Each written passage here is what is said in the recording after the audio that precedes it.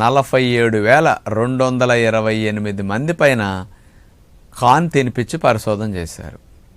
ఈ కార్న్ తినటం వల్ల ప్రేగుల క్యాన్సర్ కూడా 25% రాకుండా నివారిస్తున్నది. ఇతర దేశాల్లో మలంప్రేగ్ క్యాన్సర్ ఎక్కువ, ఇప్పుడు కూడా మన దేశంలో బాగా పెరిగింది ప్రేగుల క్యాన్సర్, కాన్స్టిపేషన్ ఎక్కువ రావటం వల్ల. ఈ ప్రేగుల క్యాన్సర్ని కూడా రాకుండా చేయటానికి కార్న్ ఉపయోగపడుతున్నదని నిరూపించారనమాట. అట్లాగే ఐబిఎస్ ఉన్నవారికి, మలం పేగుల్లో తిత్తులు వచ్చి పిలకల్లాగా వచ్చి మలం అట్లా నిల ఉన్న వారికి కూడా కార్న్ చాలా ఉపయోగమని తెలియజేశారనమాట.